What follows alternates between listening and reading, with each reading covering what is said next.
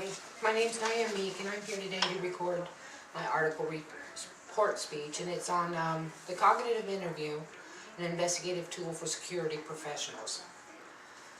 I'd like to share with you a way to improve your interviewing techniques. The purpose of this is to let you see that how you question determines the answers that you receive. Security and law enforcement personnel receive little to no training in interview techniques. And most of them spend a lot of their time interviewing witnesses to different situations.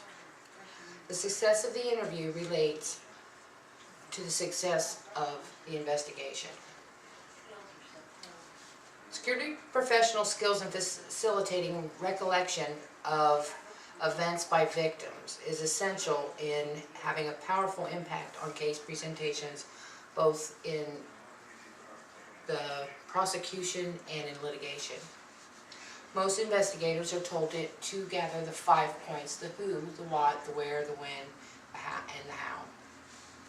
Often the questions are pertinent to the facts or act in a very direct yes-no fashion. You want to leave your questions more generalized so that your people feel free to elaborate on the answer that they give you.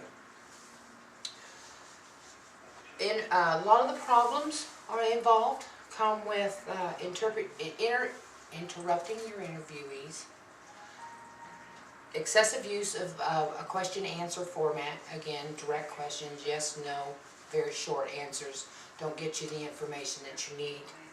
Inappropriate sequencing of your questions. You may ask something at the end and then go back to, well, how did he show up there? And you want to stay sequential in your questions. You also want to make sure that you stay within the frame of the capability of the person that you're interviewing.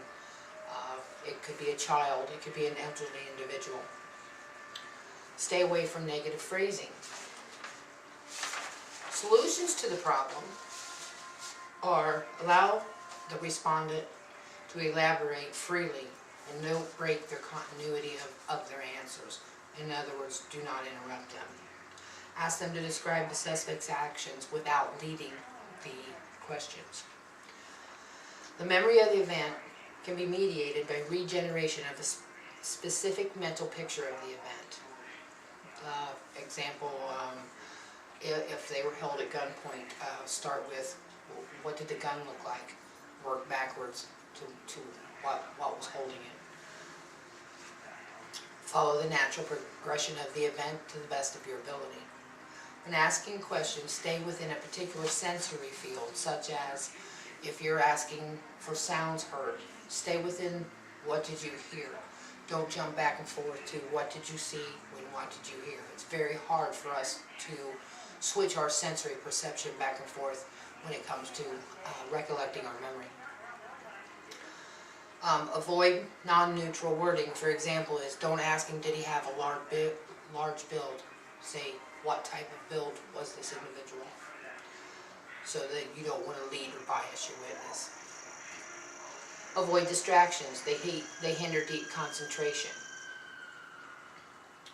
Follow up on potential leads. This means even if something seems so small and minute, that small, minute detail may lead you into more pertinent information. Act as a facilitator in the interview.